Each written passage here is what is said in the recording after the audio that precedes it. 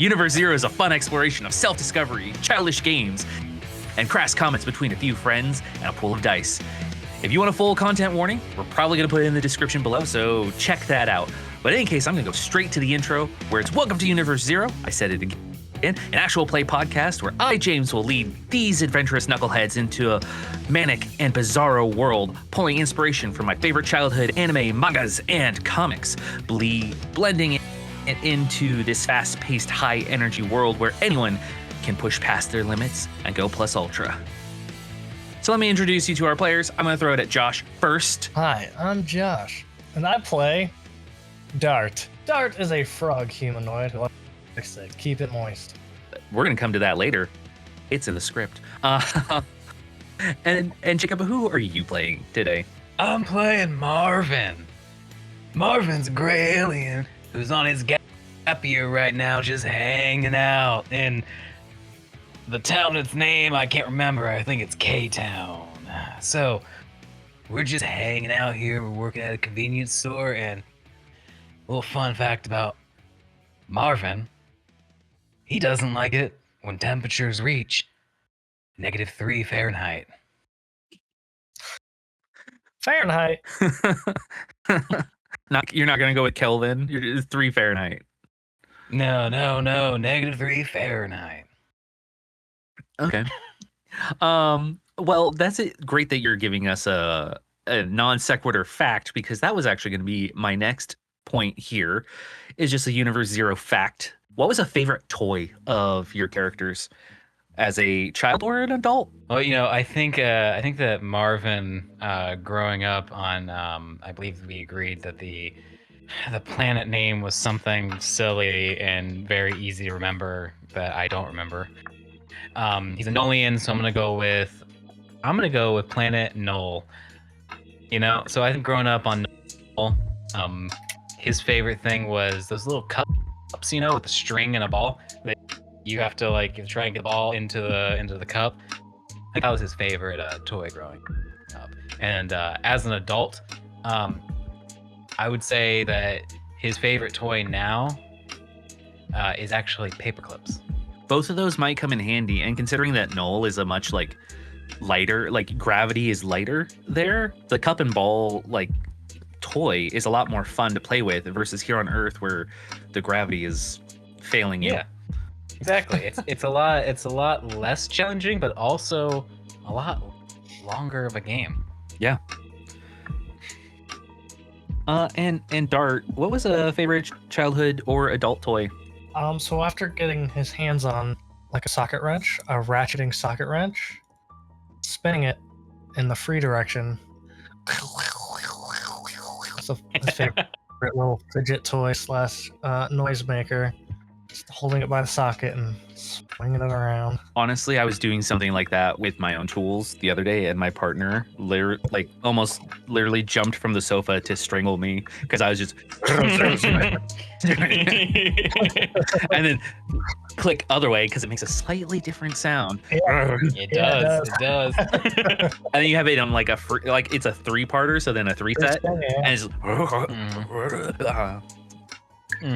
Oh, okay. Yeah, so the main go-to would be free spinning a ratchet, and the other is the test clicks of a drill. Whoop, whoop. Ooh. I'm never really using it. You've got the drill over on the table. You just walk by, whoop, whoop, set it down, walk away. as needed, Let's go to the last time. Last time on UniverseZero, Marvin started his day like any other day, but had a few run-ins with a group of nefarious motorcycle gangsters, the Rotten Court Gang, while our Froggle friend Dart learned he needed to collect capital so he could learn the art of business before running into the Rotten Core Gang that seemed to be pressuring his friend, Johnny Norman, into fighting in an underground fight ring. And that's where we're going to start today. We're going to start with Dart. Martial arts class is over at UConn Shell School of Martial Arts. Johnny and you are standing outside the front window of the school. It's still, the warm summer night air combined with the ever-present humidity of the lakes and rivers nearby reminds you of your home planet, What was your home planet called? Oh, dude, I don't remember. I wrote it down somewhere. But yeah, these warm summer nights remind you of that planet, as it's always in this like perpetual swampy warmness. Humidity is never fallen below 80% on your home planet, so it's kind of nice to have this humidity and heat on this Real evening. Florida-esque. Mm-hmm. Yeah. As you and Johnny, who will all remind you, Johnny is a llama beastman. So humanoid llama that stands next to you. He's wringing out some of his fur from his light workout and sweat as he's just kind of setting, moving things about in his workout martial arts gym bag. Is there anything that you want to say to Johnny? As last time you saw him, he was not giving it his all during training. Wow, Johnny, a real martial arts tournament! I'm so excited for you, pal! I'm excited too to test my skill against others of equal or greater caliber. I only hope that I can do Master Yukon proud, but don't tell him that I'm doing this. His rules. Like, we're not supposed to be fighting outside of the gym. Martial arts is for self-defense only. That's what Yukon would say. Exactly. That's where I can see this is breaking the rules, but you're gonna be there and you'll have my back, right? If they let me in, well, I will have your back. But I'm also not part of the tournament, so I don't know how I can have your back. But I'll be there with you, watching you, win or lose. Well, as long as you're there, you'll be my good luck charm. Now, remember, I know that Cosmic Crisp didn't tell you the exact location just a few hours ago, but it's going to be at Neon Dragon, and the code word he gave you is correct. You just have to find Dougal and his buddy who will be guarding the door. Dougal and the door. Yeah. Dougal's easy to find. He looks a lot like Cosmic Crisp, but with orange hair and a much curlier pompadour. I'm excellent at spotting orange. Excellent. Well, I'm gonna head off to the Slug Mart down the street to get some needed, just a couple like energy drinks, whatnot. So I'm ready for this tournament later. See you there. If they got steamed buns, buy me 3 of them. We'll see. I might eat them before I see you. Johnny looks over your shoulder and sees Sensei Yukon coming over, and he gives you a very quick anime goodbye, where it's like bye, and went off. As Sensei Yukon. He is a human mutant. I actually have an image here. You've never seen him wear a shirt. Oh yeah. But he looks like a person. He's just 7, almost 8 feet tall. Muscular. He has a kind of a button nose, and his hair is. Hey, look at that. Big muscly guy. Wears red wristbands and a red sash to mark his seniority with this martial art. He approaches and he's just, "Hey, Dart, can I talk to you really quick?" Yes, Sensei. Sensei Yukon. So I know you and Johnny are friends and you work with him, but he's been acting real strange lately. And if you could just keep an eye out for him, make sure he's not getting into anything too troublesome or dangerous, that'd be swell. So I'm gonna have an inner monologue where my eyes are giant, wide open. Oh no, Sensei Yukon's onto us. He's looking down at you I because think he knows. yeah, What? he's looking down at you because he can see your face, your eyes probably darting back and forth, oh no. And he's like, He knows that Johnny's doing something against our code. And I look up. Yes, Sensei Yukon. I'll look after my brother. and you know anything that he's possibly doing that could be bad? I immediately start sweating. He I don't even have to roll for this because obviously he knows you both fairly well, and he's just he's not doing anything bad. I immediately start sweating. Well, there is one thing. And what is it? For dinner, I asked him to bring me steamed buns, and he said he might eat them. Oh, I'm not sure that that's really that bad.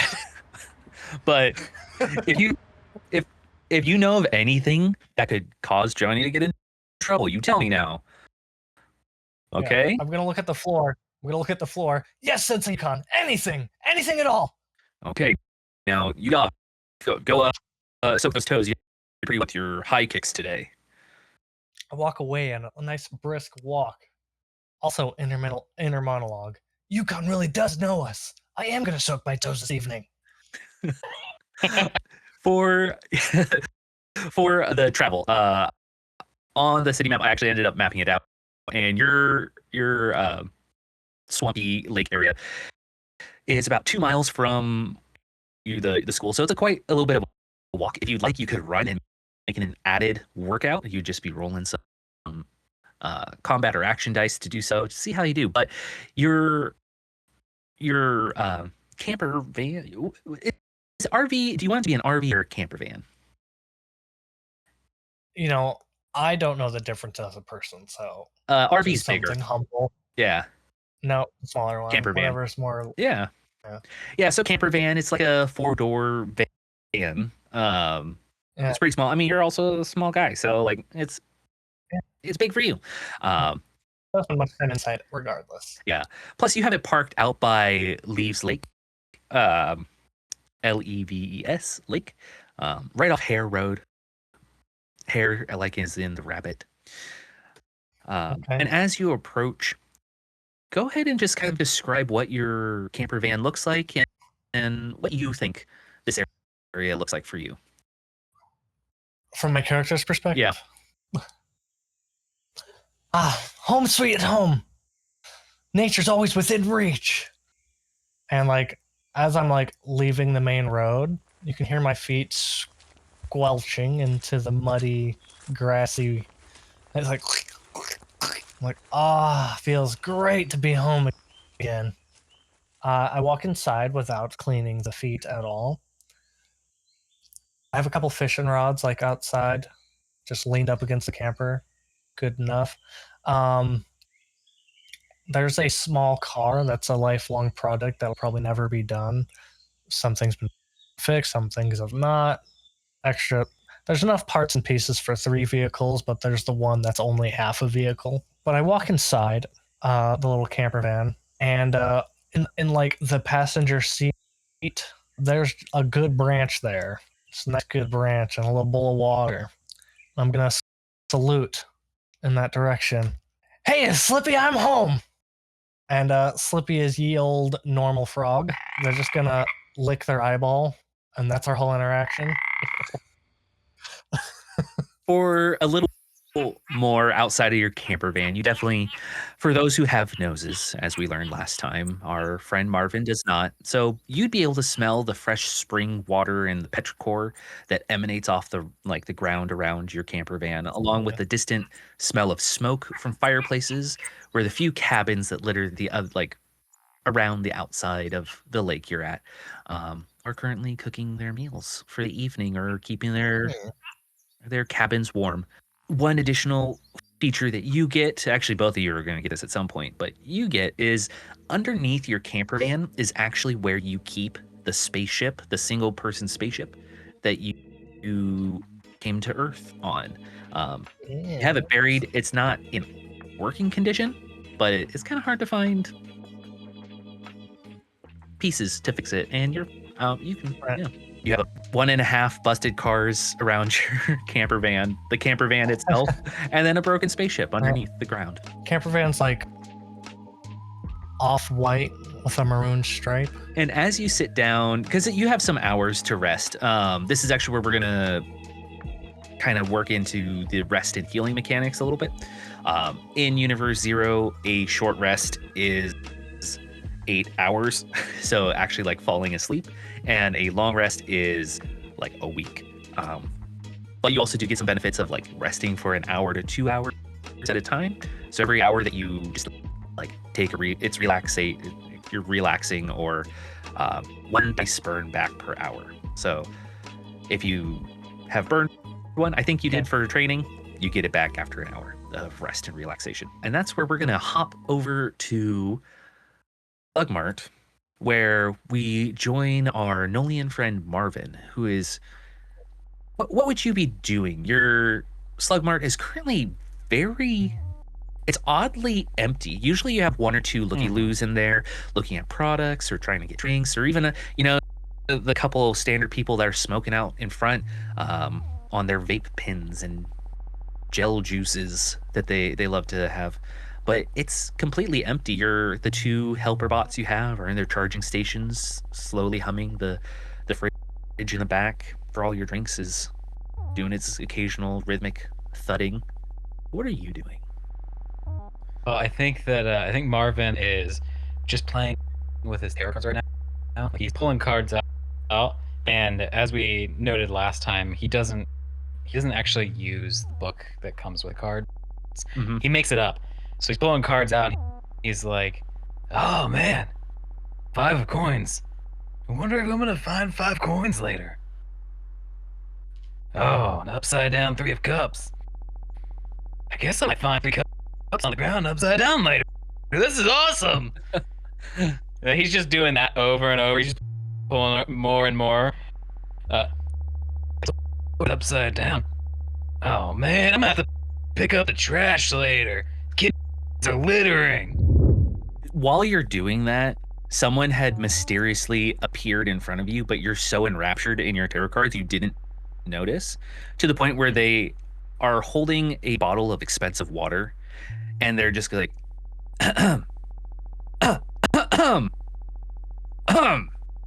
they're trying to be mysterious, but you're so enraptured that it takes a moment. Is that the name brand, by the way? Expensive water, like TM? You know what? I think it's just gonna be E water and TM. Yeah, that is now canon. Water TM, got it. E water. How much is this water worth? This water would be. You said it's expensive. It's expensive, so it's 500 zebs. Nice. Okay. So for context, that's like what real world money? That'd be like $5. For context. $3.75 to $5, somewhere around there. Yeah, give or take some conversion, obviously. Yes, yeah. The inflation of the dollar. So I hear him clearing his throat. I'm gonna flip another card.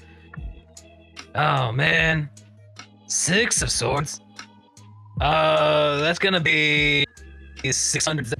And he's just gonna keep going. He doesn't look up. He puts down the water for you to ring up, and you see that he pulls out like his little coin purse, and it jingles. And the thing that draws your eye first is the sound of the coins, but you see that his nails are completely black as he holds it and like pinches it open. And it's this cute like black kitty coin purse that he has, but his fingernails are black, pointed coffin style nails with this dark green skin that is slightly wrinkled. It looks like he maybe has done some hard work over a long period of time. But what catches your eye about him, not necessarily his green skin, because you're an alien, aliens, is that he is dressed from bottom up. He has a nice pair of trainer shoes on, like high-end sneakers. Then he's wearing black pants with white pinstriping down the side, but then where the calf are like 3 stacked skulls over it, that are like embroidered in, very fancy.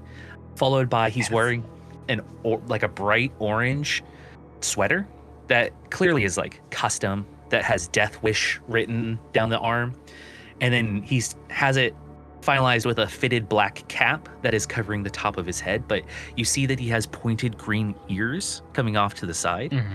Yeah, you would know that he is a slug folk, and due to that you're a Nolian, probably he's middle-aged for them. Marvin's gonna look him up and down. He's like, eye him. Oh man, you're one of the namesake. That's cool. You don't get a discount for being a namesake. I'm sorry. The owner's a bit of a hard ass about that. But nice. Get up. I like it, man. That's awesome. The skulls are a bit of a touch. I wouldn't dream of a discount, but I do have a proposition for you. I see you like tarot. Like the root? Yes. Like the root. How about a wager? If you successfully read me, I'll give you a little extra on top of this water. But if you fail, I get the water for free. What do you mean extra on top of the water? The water's in a bottle. Right. He pulls out a small rectangular piece, like it looks possibly like a box or something else, but it's wrapped in fabric and it's tied with silken thread. And then he has underneath it a purple, like leather bound book with gold leaf edges. He's like, well, if you can read me, maybe I'll throw these in as payment too. Do I recognize like being into the occult in a way? Do I recognize what, like, do I get any recognition here of what it is? It's fancy. The book itself has some unique astrological symbols on it that are not of Earth make. You also know that slugfolk are very rare, not only on Earth, but in the universe. Yeah. Like, you've probably have met as many as you could count on your hand total in your entire Yeah, life. that's not a lot with my 3 fingers. Exactly. I got crazy hands. Okay, maybe 2 hands. Both hands. He's looking at his. Whoa, man, that's not from around here. That's neat. And he's kind of reaching out a little bit. And, oh, you wanted to make a deal? That's right. All right, let's give this a shot. Yeah. What do I gotta lose? Hopefully, just a bottle of water. It's not my convenience store. I just work here, man. The owner's tight on prices, but I don't care. So you can do. So because you don't really have a lot of skills, you can definitely try and use whatever skills you do have. Otherwise, what I was going to have you do is roll magic, your magic pool die plus any action dice that you have, to try and do this. And if you don't succeed, I was going to also say that there's another rule in UniverseZero called pushing. So what a push is it lets you re-roll any failed rolls, but you burn the number you push. Oh yeah, I kind of remember this from Yeah. our initial play. I vaguely. Alrighty. Let's see here. Let's see how I want to think this through. I think I like the rolling because the only skill I have is disguise, and I don't think I want to disguise my cards as something else, because I would still read it wrong. If you wanted to do also like a smarts roll beforehand to like assess him, you definitely could. And then I can give you bonus things for that. Or sorry, not smarts. Charisma would be the smart. Since we're playtesting, yeah, I think we should roll as often as possible. Yeah. So I will do the charisma roll first. I'm just gonna use my charisma die, so I have 2 that I can do from that. Let's roll these. I'm going with a shiny green metal die here and a shiny not green metal die as well, just to keep myself honest. The little baby die failed you. The little baby die is for the next roll. He's still here. So let's see. I got a 4 and a 2. So I believe are we still doing the exploding thing? Yep. So you have a 4. You could re-roll that one. So 7. You do. It's not so much what he's wearing. It seems like what he's wearing is not what he usually would wear. It doesn't seem to fit. It's like it doesn't fit him right, but he looks good in it.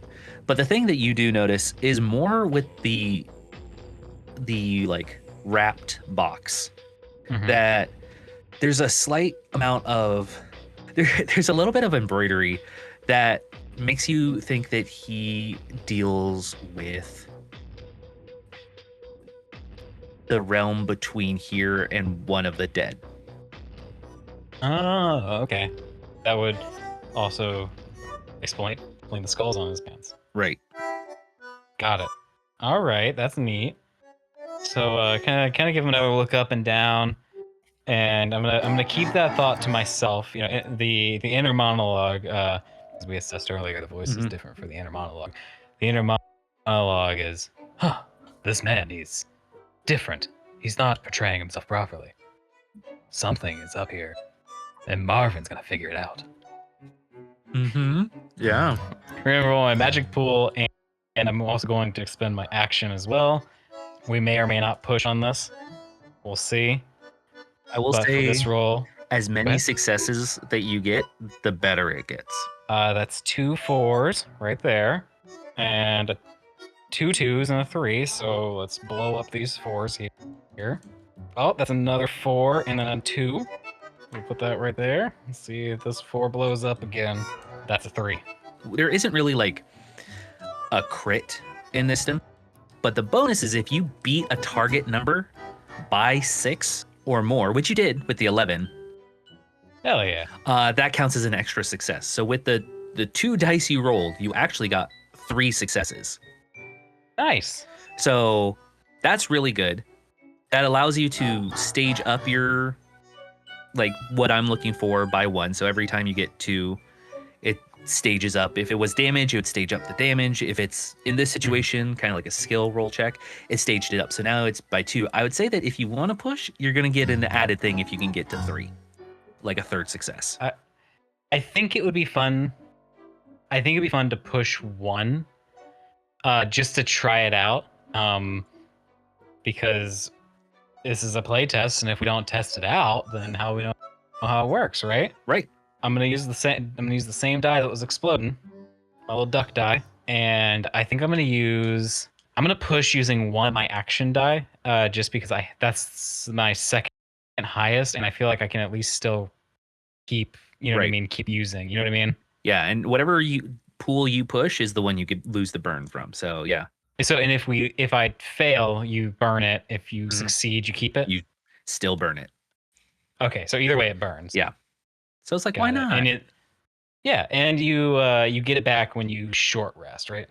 Yeah, if you don't do anything for an hour. Seems inconsequential right now. We'll find out. It's really more for combat when you're like, I need this to happen now. That's a 4. Ooh, let's see if it explodes. To everybody listening, Jacob has been shaking and juggling the dice this entire conversation. I have been. You gotta, when you're feeling it, you're grooving in it, you're in the pocket, you gotta roll with it. There's a lot of. That's a 3. A lot. That's a 3. So not quite enough to get an extra bonus success, but that's a total of 4. So I'm gonna say that as you do your Arcana roll, or your kind of like magic roll, we're not playing that other system. We don't do that. What do you think this is? Are you gonna tell me this was an occult roll next? You can kind of. You can frame this however you want with your tarot cards, but you get that he is the assistant to someone much greater than him or yourself combined, and that he is walking a path that could lead to his own demise. And then the third thing would be that his actions will be fruitful. All right, so this is I think it's pretty cool. This is one of those maybe coincidence kind of moments in life, mostly because I don't know what this first card means. It's just the name of it's kind of fun. Yeah. So we'll roll with this. So Marvin starts pulling cards out, and the first card he gasps, "Man, that's fucked up. You got the devil. You all right, buddy? You working good? You been working late? Let's start working on ourselves a bit here, man. Like, whoa, that's a lot. All right. That's all I'm giving you out of that one. You gotta do some inner monologue, inner searching, because that's fucked up." He pulls the next one, and it's an upside down 8 of coins, and he goes, "Huh? 8 coins, upside down, pictures of some swans and a lady. That's a lot of pentagrams. Yeah, man, I'm just really getting that you gotta work on yourself, buddy. You're not in the right line of work. Something's going on. No, either you need to take over the business. I don't know, oust your boss, do something." And he pulls the next one. "Oh, I think I'm onto something here. I'm getting good at this. This is the tower. Upside down, but it's still a tower. I think that you gotta start working for that promotion, man. But not too hard because you're kind of fucking yourself up a bit here with the devil and that coin thing. But there's a big change happening in your life, man. Overall, this is gonna be a cool year for you. He will say, "You don't know how right you are." And when that happens, he is replaced with Johnny Norman is standing in front of you, and he like it takes a second, like just kind of static disappears, and then now Johnny is there, and Johnny's just hey Marvin, are you okay? Like you kind of zoned out on me. You were ringing me up, and you can see that on the by the register, he has a bunch of like bandages, some like pain, like some over-the-counter painkiller medicine, a few energy drinks that just say like dragon on them. They're just dragon energy drinks. Perfect. Yeah. All one. Mm-hmm. I like that. He's gonna give Johnny a blank look for a long time. Who are you? I come in here every day after class. You have told me that you're not from here. We're like good acquaintances. I went to your last birthday party. Marvin's doing that like kind of old man stance where I'm gonna try to get back here. I don't know if you can see my whole body, but he's kind of like hunched over a bit, you know. He's got his knees kind of bent, and he's just giving him like giving him a real deep like, oh, Johnny, I got you, man. Sorry, just having a weird day. Hey, can I just read you some tarot cards? Something about the devil? No, your cards are behind you, and as he points behind you, it's the book and the wrapped box, and then on top of it is the 500 steps and a mystic bean. I'm gonna look back at it and just, huh? That's weird. Could've swore I don't remember picking that book up. I must have went to the library earlier and just don't remember.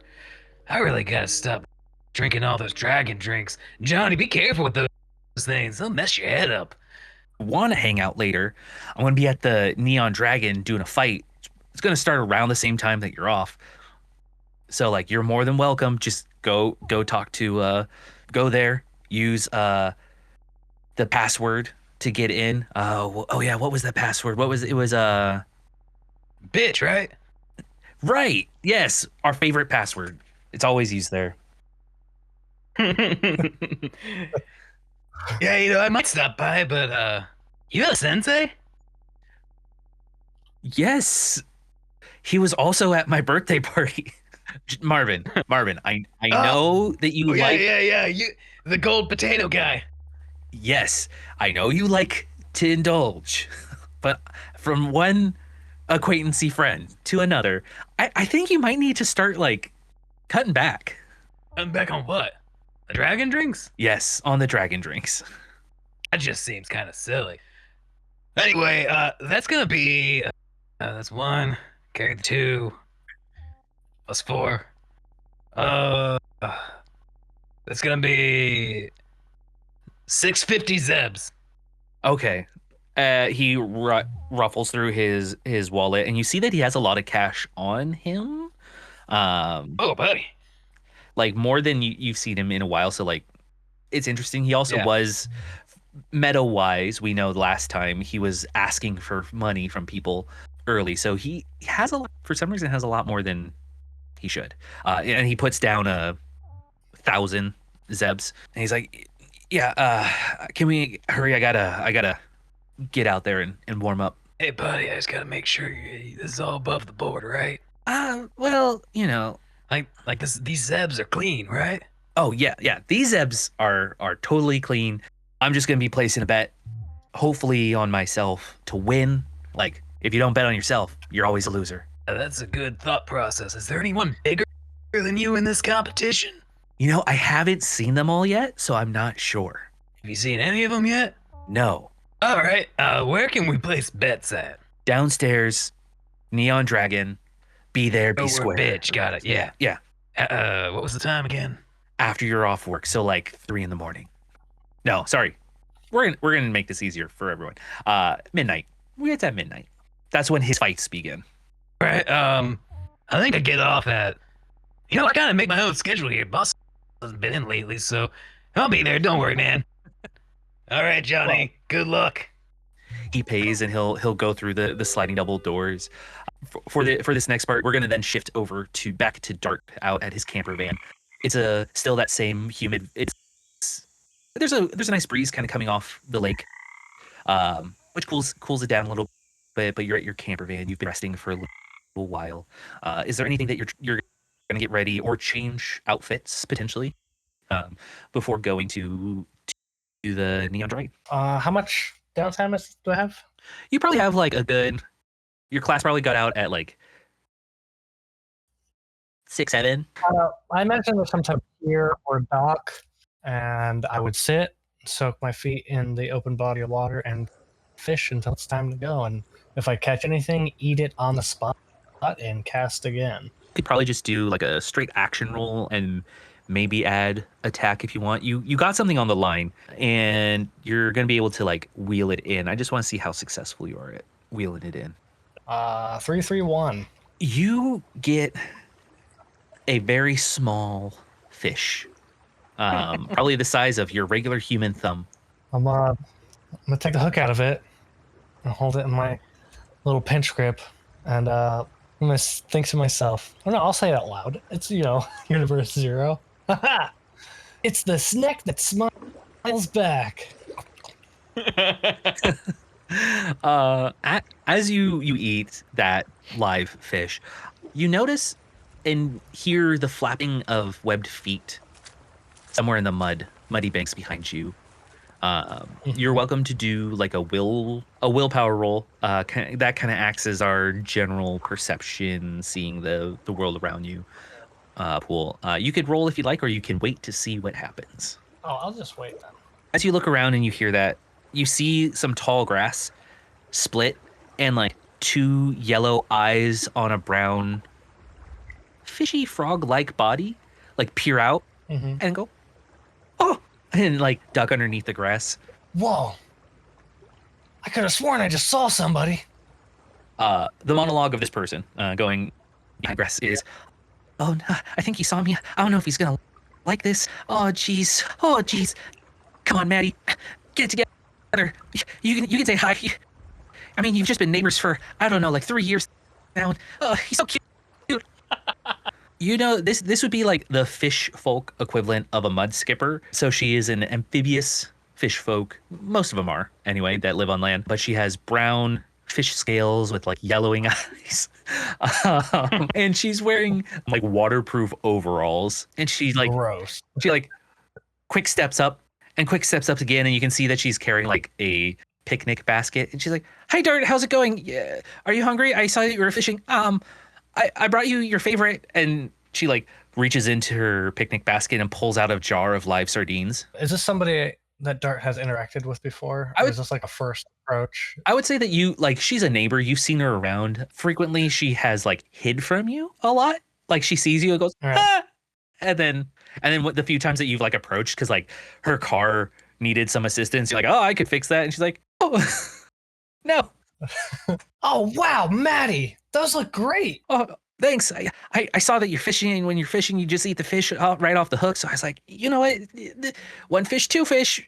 My fish, your fish. It doesn't make sense. But I was thinking, you work all day, and maybe you'd like some fresh sardines. And she like catches her own words in her mouth, and her cheeks fill up with air. I'm gonna reach in like it's a bucket of popcorn and get like a small handful and, oh, that's great that you realized my favorite food is live fish. That's so cool that you thought of that. And she's like tea kettling like out her ears a little bit. It's like, so what are you doing tonight? Oh, me? I start sweating immediately because it's a secret I feel like I'm supposed to keep. Well, I was probably just gonna catch my dinner and head to bed, but since you brought a bucket of sardines, I guess my belly's full and I can just go to bed now. Oh, you didn't want to like hang out and watch the stars and tell me where you're from because you just kind of showed up one day and like, and she, I have work tomorrow. Thanks for the sardines. Bye. yeah, I guess they're good. Bye. And I mentioned I made it to my camper quickly. I didn't go far. Yeah. Right before I closed the door, I'm from Bogan. Door closes. She's like, oh wow, where's Bogan? She like hops in the water and her eyes pop out of the water and she's like steaming a little bit like he's so dreamy. After I entered my camper van, I'm gonna be staring out the window the whole time until the coast is clear for me to make my way to the Neon Dragon. Yeah, you have like, I think you shared an image where it's the like off-white yellowing camper van. So I'm just imagining like you turn off all the lights and you're waiting for her to leave, but you're still like peeking out of the curtains until she like swims over to her cabin. Yeah. As soon as the coast is clear, I'll head out to the Neon Dragon.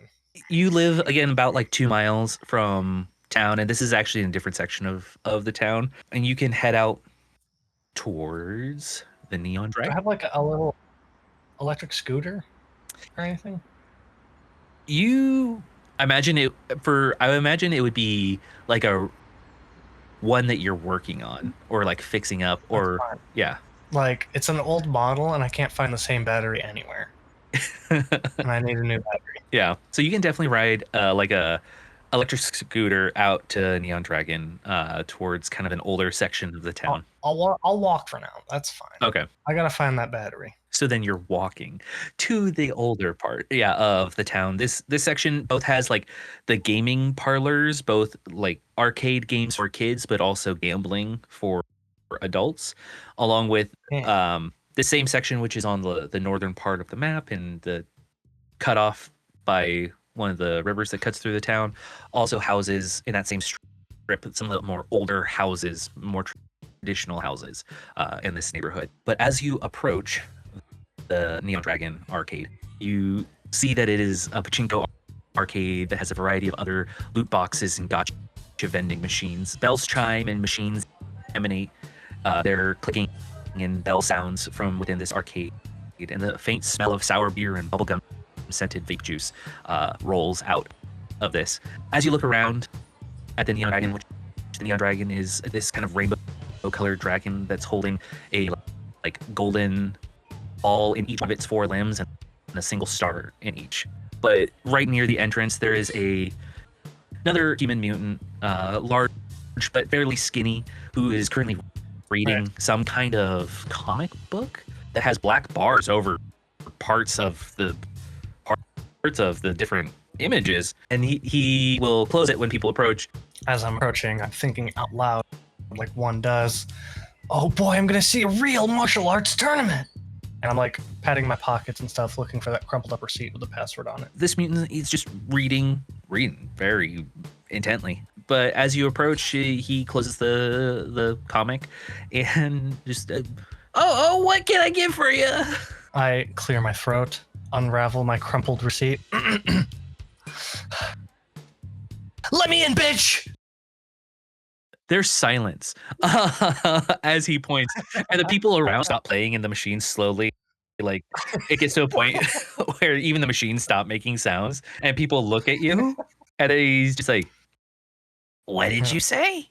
Although I'm surrounded by people, Dart feels completely alone in this moment. As, Dougal? Oh, okay. And he points towards the back of the arcade.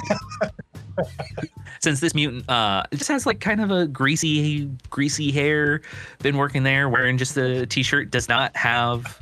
You didn't get a description of who Dougal is. Oh yeah, I did. Orange hair. I was supposed to look for orange hair. Yeah, and he points towards the back of the arcade and just like, go back that way.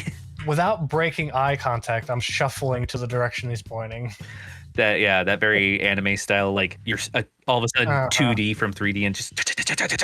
That is what I'm describing. Yeah, in the back, you do run into. I have an image of Dougal here. I didn't color him in, but you would see that at one of the back doors there is a tall, lanky, like 6'3" human. Looks very similar to Cosmic Crisp, who you ran into previously and got the ticket from, except for has, instead of like a long pointed nose and chin, has very like a bulbous nose, curly orange hair, wearing a white suit with a green shirt underneath, and next to him is a rhino beast folk who is also wearing that same white suit, green shirt combo. And the rhino folk is actually vaping on his big vape. It's not even a pen. It's like a vape grenade almost. It's huge. Yeah. Definitely illegal. Definitely illegal. So I'll approach these two gatekeepers. I'm going to point at the descripted Dougal. I'm going to say, okay, so you must be Dougal. And I'll point at the Rhino Beast Man. And you must be Door. Dougal and Door is what I'm looking for. Dougal will laugh and like look over at his friend. I was told to look for Dougal and Door. You're a very literal little guy, aren't you? Yeah, let me in, bitch. Do charisma. Just roll as many charisma dice and action dice as you want. I want to see how much he likes you or hates you. All right. Are you ready? I'm ready. I got a 1, a 2, a 2, and a 2. Oh, gosh. Hell yeah. So we need to come up with negative exploding dice. Well, at this point, this is where the rhinoceros guy will lean in. My name's not Door. It's Lionel. Ceres. And he's gonna like pick you up. He's big, he's strong. He's I have him a 7'5". And he's just like, oh, what did you call me? Thank you, Lionel. Are you leading me to the fight? He breathes through his nose that bubblegum vape juice mist smoke into your face. But I don't like you. Well, we've only just met. I could prove myself to you if I can maneuver. Although I'm being held, I would like to pull out my admit 1 ticket that shows I should be here, and the scribbly handwriting. And if I can finagle my way around, I'm gonna pull it out and show it to him. Yeah, you can definitely pull that out and show it to him, and he'll like. I'll do that while I'm being handled. I'm gonna show it to him in the most respectful yet direct way that I can, because being held's not that great. He'll look at it. He's big. His hand is like the size of your entire face, and he's like looking at it. He's snickering, taking a hit off of his vape grenade brick. But then he'll like put you down when behind you hear the like clicking of leathered heels and a combing of hair as the intro music plays for Cosmic Crisp and Gang, where Chops and Wakizashi stand behind him. They're wearing their like bike leathers, and Cosmic's just like, yeah, that little frog is with me. Put him down. He's fine. And they like stare daggers at each other. Like, shing shing. Oh, wonderful! Cosmic Crisp, you're here.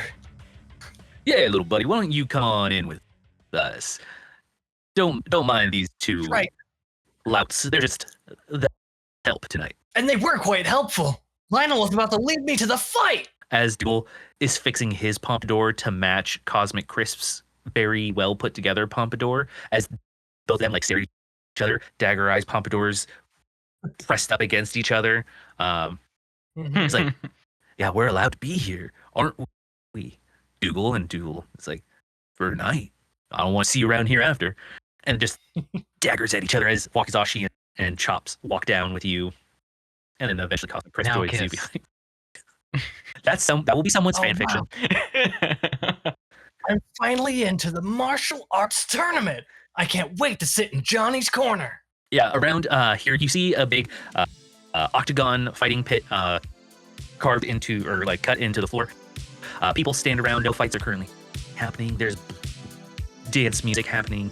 People are drinking drinks. There's pretty people walking about asking like buy a pretty person a drink. But they're just trying to like make everyone feel good down here. You see that there's a collection of different people dressed very differently, but you see that there's groups of them. So like one wears this gourd on their head, and they're all like pheasant folk bird people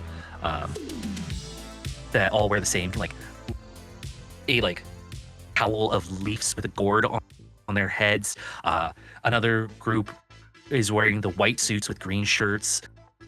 You see a couple more people who might be in like Cosmic Crisps group where it's just biker leathers and jeans along with various chains attached to them. You see a couple off-duty police officers or peacekeepers down here that have some pretty people on their arm as they're enjoying the free drinks and attention at this time. And Cosmic will like, you're with us, little buddy. Like, come on, you can join us. Yeah. I'm gonna stay with them. You know, they got me in. I'll stay with them. Too nervous to intermingle. Mm-hmm. This is where we're gonna, now that you're in the club, we're gonna return to our Slugmart friend who here you have this that the music will fade and it becomes kind of the piano version or like Slugmart version of a copyright free rendition of whatever songs were happening at the club. You're finally alone. All the customers have gone. It's near the end of your shift. You have probably like an hour until your shift is actually done. You're welcome to check out those items that you have that were left with you, or just put up a sign like the last guy did and leave. I've been thinking about this over the last about 15 minutes since you said a mystical purple bean. And again, because it's a playtest, what better time to do something ridiculous as now? So Marvin's sitting there at the counter. He's leaning over, you know, just kind of flipping through his mystical monsters and creative creatures, you know. Like, oh, so many different kinds of chupacabras. You think they'd start calling them other things like chupacobras and chupakibris? And his stomach just starts growling at him. Mm-hmm. Starts getting that little bit of like hunger pangs. He takes a battery and throws it in, but it's just not doing it for him. You know, nothing feels good right now. Those little, again, little watch batteries. You know, the ones that are kind of like M&M size. You know, he just throws it in. It's not really doing it for him. Yeah. And he looks back and he's like, I should really figure out what that stuff is, but... And he's eyeing that purple bean. And he looks away for a second. He looks back to it. Looks away again. Well, I shouldn't do it. Yeah, I should really look up what that is. And then, just like anime, he rushes back and he just eats it really quick. Oh, well, I'm not going to tell you what it is, but I'll tell you what it does. Which any fan of the genre probably knows exactly what this is and is just screaming at you, why did you waste it right now? But all your burn dice are healed. If you had any damage, you'd be healed. So you feel great, and you feel so full. You're actually kind of tired because like you feel like you've had like 7 days worth of food. Awesome. He feels tired and wired at the same time. The name of the item is bonus action long rest. Oh, it does more. It just there's nothing to. Yeah. So he feels both tired and fully energized at the same time, which really just kind of net nulls for him. So he just goes, that was kind of shitty. I wonder why he gave that to me. It's nice pants though. And then he looks up and he sees the aisle that has the underwear in it, and he hops over the counter, walks down there, and takes a look at the different pairs of underwear. You know, maybe I should start being like the locals. Maybe I should start wearing pants. And he's gonna grab just a pair at random. I'll let you figure out which pair that is, James. He grabs a pair at random and puts them on. We'll say one is not appropriate. Anything else? Boxers. Yeah. The higher your number, the longer the underwear. You know what? Look. It's a 4. Okay, there you go.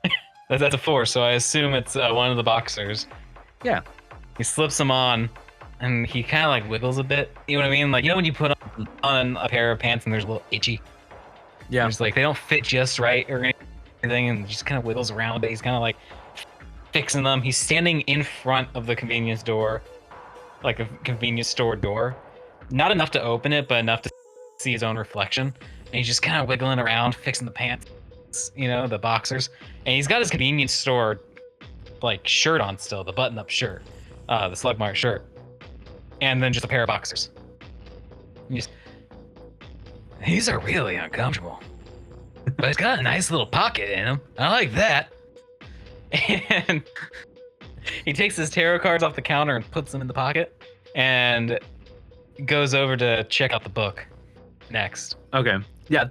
When you open the book, every page is just full top to bottom. There's no room on the edges of different sigils. I know that you don't know anything besides like Nolian and Galactic Standard, which happens to be the common language across the whole universe for reasons. So you don't know this particular language.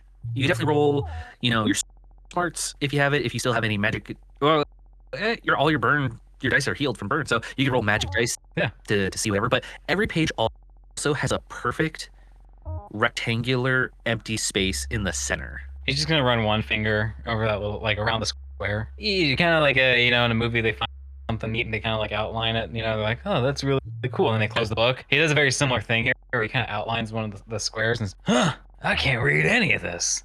All right, I guess I'm just gonna have to pretend what it means, like with the tarot cards. And he closes up the book. Yeah. Like, I don't remember if we said I have a backpack or not. If I do, I'll throw it in the backpack. If not, I guess I'll throw it in the underwear. I'm not sure how you want to handle that. Where does any anime character hold their stuff? It's like I'll say that's what I'm saying. Yeah, like somehow you can like keep it under your shirt. It's like under your shirt but tucked into the waistband of the boxer. Yeah, that's exactly what I'll do. I'll tuck it into the waistband. It's underneath the convenience store shirt. I'll go, yeah, you're safe right there, buddy. He taps it, and then he walks up to the convenience store doors, the front doors, and he looks at the sign that says open, and then flips it over and says closed. But he goes, that's not enough. We're not closed. I'll be back eventually. I'll leave it open, and then pen and paper. Oh, right there. And he grabs himself a pen and a roll of receipt paper. He writes on one square of receipt paper, "Gone for now," and then he rips it and tapes it up to the door. Adheres it to the door. "Will be back." Puts that one underneath there. "Eventually." Puts that one underneath there. And he heads out. He locks the door. Locks the convenience store. Leaves the lights on so you can see inside. Leaves the lights on, and he heads out for the night. I will say that you also do have that like wrapped box that is not the book that I mentioned. It's a separate thing. So you're Oh, that's right. Yeah, I'll put that in the pocket as well. The infinity pocket of anime. Yeah, we're not gonna check it out yet. We will address that whenever. Yeah, I'll open it up eventually. Yeah. But in typical anime fashion, it's a hey, cool thing. Let's put it in our infinity pocket. You said I had about an hour before I'm supposed to be at the Neon Dragon. Yeah. I think he's gonna go ahead and head there, so he'll be there. Either I'll leave it up to you, either right before Dart or right after. Yeah, I would say that as and this is where now you're both in the same space at the same time. Dart is sitting down. There have been drinks at the table that the Rotten Core gang is like offering to you amongst other things that they're smoking and taking. It's kind of obvious to see who the fighters are as they go about, because they're like some of the few people that aren't either in civilian, like just regular clothes or fancier clothes, or not dressed uniform like any of these other gangs. So as you look around, you have one who is dressed, it's like a 17-year-old kid who's dressed in their first karate gi. They have a red headband on and a red belt, and they're walking with more confidence than they deserve through this. They have short brunette hair and they're very skinny. They're talking to their sensei. As that person walks by, Cosmic is like, yeah, that's a kid karate over there. I don't think he's gonna get very far. But is there anything Dart would like to ask Cosmic and the gang as you currently are on their good side? So, how often are these tournaments? Oh, little buddy, we got one every month. And the winner of this one is welcome to compete in the yearly grand finale. Whoa, the grand finale. I gotta see that. Yeah, we do that one out in the factory district, which for you, you know that that's actually a little bit past where your lake is. So it's close to home. I'm going to say that Marvin doesn't have as much of an issue getting in. He's been around. He's regular. Yeah, he's been around before. He's been to one of these with Johnny. As you walk in, someone in a large potato sack outfit will bump into you as they look down through the holes in their potato sack, like head to toe. It's just a giant, like 50-pound potato sack bag that they're wearing. They're not wearing pants, so you see their muscled legs underneath, bare feet. Their arms stick out of the side. Again, no hair on these arms. And burlappy wrist hand wraps. Excuse me, coming through. No problem, burlap bandit. It's actually mashed potato, but close enough. Yeah, you got this, burlap potato. Excuse me, and he's like pushing his way through the crowd. As you enter this section of the club, is there anything that Marvin is specifically looking for? Again, the music's going pretty. People asking for if you want any attention. He's looking specifically. He's trying to spot out the fighters first. Like he's trying to spot. So I'm assuming he clocks Kid Karate. Is it safe to assume the large potato sack guy is a fighter? So he's clocking that. He's trying to clock out like. He knows Johnny's gonna be a fighter because Johnny said so. But is there anyone else that he like as he's looking around? He's like, yeah, that's definitely another fighter. Yeah, go ahead and do a like will pool roll. Again, you can add your action dice if you'd like. If you have seek as a skill, I don't think you do yet. You could add that. So just you roll however much you'd like, and I'll add some. Yeah, well, we'll do my action dice and my will die. So that is. Oh, that's 2 4s, a 1, a 2, and a 3. Having a good night here. 2 4s, a 1, a 2, and a 3. 2 and a 1. Total of 6 and a 5. So stage it up. As you look around, you can definitely see that not only are there these different gangs around, you vaguely know them a little bit just as they've come into your market. Some will and some getting don't. dragon drinks. Yeah, getting dragon drinks and vape juices. You see over in one corner another Nolian, actually tall Nolian, which you would know is generally they're not nice. Yeah, he's an outlier. Yeah. Who is currently meditating and reading through like a data pad on his hand as he's actually hovering a little bit off of his seat. You haven't seen him before, but that's one. Another one that you see is this gray-skinned humanoid who seems to be talking to a older gentleman in a lab coat as they're talking and looking at the various other containers. Dark purple-skinned demon who is currently punching the air, and little wisps of lightning crackle around his fists. You've actually seen him before. That's Ramunepa, a fighter from the Dark Empire. The one interesting thing, since you got stage up success, is you do see another fishfolk with teal skin who currently has something over their eye that wraps around to their ear, and they're trying to like conceal it, but they're like looking and tapping it.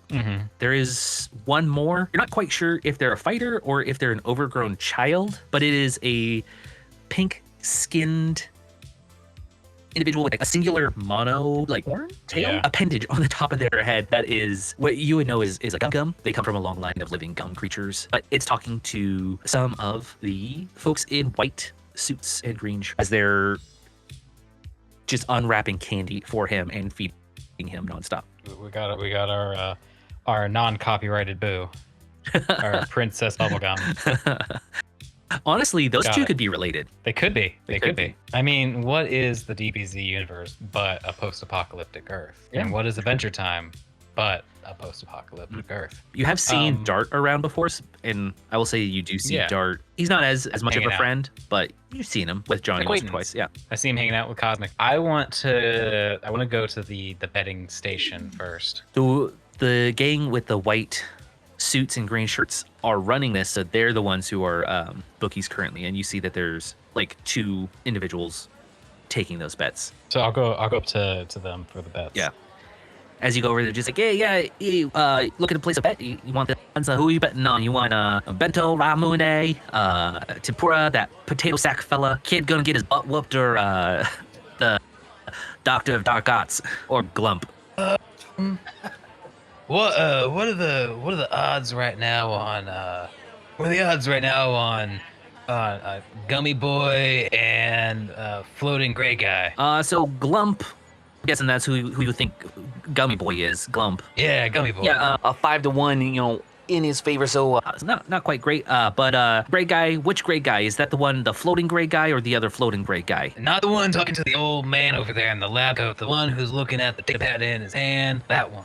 Okay, so not Tempura 9. Got it. No, yeah, not Tempura 9. You want the Doc of the Doc Ots. Yeah, I want the octopus. Okay. We really, we've done the best. I think he's got like a 4-to-1 odds on him. We think he's all flash and no fight. Okay. I want to put. Are you guys taking? I can't remember how to say these bets, but I think the dark arts guy is gonna make it into the top 3. I want to put 6K on that. 6,000 Zebs on the Doc Ots. Man, look at him. Oh wait, let us do some calculations over here about what those kind of odds are gonna be. As him and his friend, who has been silent but like gruff looking, like, oh well, Dark Odds. That's a pretty solid name. Well, yeah, but we really haven't seen him fight too much before, and he just does that magic fingers thing, and I don't know how that's really gonna go over. Well, but we also got Glump, and Glump is going to probably kick his butt. So maybe top 2. Ramuna is pretty well known. Top 3. Let's. He's probably got like 8 fighters. Top 3. It's a little higher than 4-1. We'll say it's like he's got 6-1. We're just throwing out numbers. We're just throwing numbers out. But so I mean, are they willing to take that take a 6K on the Doc of the Dark Arts, making it to the top 3? Oh yeah, we can definitely do for Doc of the Dark Arts 6-1. You win, you get 36,000. If you lose, you give. We're gonna be holding your money anyway. So like. Yeah, no, that makes sense. If I lose, you get my money. I mean, why would I? I'm not gonna come try to hustle and bustle you guys. Come on. Yeah, that's just rude. You guys have seen me before. Come on. Yeah. Yeah, we know you. You're the slug mark guy. Yeah, I gave you that stuff. Didn't recognize you with the pants on. Yeah, what are those new? Those boxes? Well, you see, I thought that I'd been here for a while in the city, and everyone keeps asking me to put pants on, and I've been against it because, like, who doesn't like a little breeze between the knees? But I was in the store today, and something crazy happened, and I just felt like I needed to try something out, And he reaches into the pocket area, like where right in the front, where he reaches in there, he sticks his hand deep in there. And he pulls out his tarot cards, and he's like, and plus he's got this cool bucket that fits all my cards. And he sticks all the cards way back in there. That explains the rectangular bulge. Yeah, you're the other guy. But I got one more bet I want to place. Yeah. What's the bet? You wanna? This is just between us, right? Okay. No one's ever gonna know what I'm about to say, right? Yeah, no one's gonna know what you're gonna say till you say it. So just say it. He looks around. Do I see Johnny anywhere near me? Yeah, Johnny's like getting closer. You see that he's like psyching himself out. He doesn't really have anyone in his corner. All right, guys. And he's gonna quickly toss a wad of like 3K Zebs to them, right? Okay. Johnny's gonna get his ass kicked. I like the kid, but he's gonna get his ass kicked. Putting 3K on him, getting his ass whooped pretty bad. I don't care what he ends up at, but there's no way he makes it to the top 3. The numbers back there, yeah. I think we could do like that's like a 3-1. I mean, Johnny's decent. We think he's gonna be, he'll go further than Kid Kick Butt. So yeah, like a 3-1. Yeah, that works out, guys. You know what? I like you too. Stop by the store sometime. I'll read your tarot cards from my little pocket. It'll be a good time. I'm gonna turn around and go make my way to Johnny after placing the bets. Yeah, Johnny is making his way towards Cosmic Crisp and his gang's table, which is Dart. Which Cosmic Crisp will be talking to you, just like, oh yeah, so over there, those crazy birds, literally crazy birds, are the Kukagords. Those ones, the Uptown Sluggalos. Yeah. Don't talk to him about magnets. It's not going to be a pretty day. And if you hear them crying out, Fago, run the other way. I'll keep that in mind. Yeah, then Cosmic Crisp. You've been real nice. But us, the Rotten Core gang, and then Corrupt Cops over there, and then the Neighborhood Watch. Forget what they're called. They're Neighborhood Watch over there. So many people come to this thing, and I've never even heard of it. Yeah, maybe you and Johnny fight. Maybe you could be in the next one. I'll have to see how this goes before I can judge if I'm ready. Johnny will make his way to the table as he sees that you're sitting with them. He's oh, darn! It's so great that you made it. Hey, Johnny, you're here. Yeah. I'm gonna put a hand on his shoulder. Are you ready for the martial arts tournament of the Neon Dragon? I am so ready. I'm so glad that you showed up. I have hopefully another friend showing up here soon. And that's when you're more than welcome to show up, Marvin. He's doing a little walking, kind of funny because he's got the tarot cards in the pocket, He's doing like a penguin kind of walk, but it's real wide-legged. It's a little more cowboy-esque, Like your first day wearing pants. Yeah. It is literally. He's still wearing the Slugmart convenience store shirt, like the button-up polo, button-up shirt. Yeah, I would like to make a fan art request. What wig are you wearing today? Oh, today's the toupee. Today's the toupee. It's kind of like how my hair is right now. Imagine Mike Johnson, but with the sides trimmed off entirely. It's just bald head, but then just the top up here. Yeah, toupee, a button-down company shirt, and boxers with a rectangle bulge. I'd commission that for 900 zeb. 900 zeb. As you swagger over with big deck energy, yeah. Johnny will see you. Yeah. 10 out of 10. 10 out of 10, Joe. Johnny will see you, be like, "Oh, my other friend Marvin! I am so ecstatic that my two and only friends are here." Yeah, man, I'm excited to be here. I'm ready to watch you kick some ass and get your ass kicked. Oh yeah. Oh geez. Well, the first bout's about to happen. I'm not in this one. I think it's the Kid Karate versus the masked Spud. Yeah, Burlap Bandit. Yeah, that guy. He's gonna be about to be a mashed potato. Yeah, that's funny, man. That's a good one. But I think that Kid Karate, he's about to turn into paste, to be honest. As you're talking, the lights will kind of go down, announcer music going on, and you'll have one human who is very well dressed and their hair is tight, slicked back. They have the white suit on, green shirt, and some green pinstriping going on their suit as they're just, "Welcome. It is our monthly underground secret, not so secret fighting tournament here at the Neon Dragon. First of all, if you haven't placed a bet, you better place it now, because we're about to have Kid Karate fight the masked potato. And if I could have our contestants down here in the pit with me," as he's speaking to the audience. "All right. In one corner, we have barely 95 pounds of pure sinew and bone, Kid Karate. And over here, the other opposing corner, we have a sack of potatoes. All bets are now final for these two. And here we go." And music will be playing. Sounds of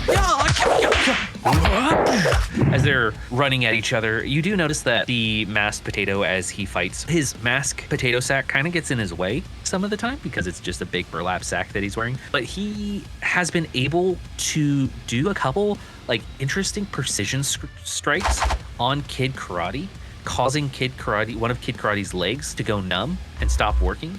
And that's when the first minute of the round ends, and then they reset and ding and getting water.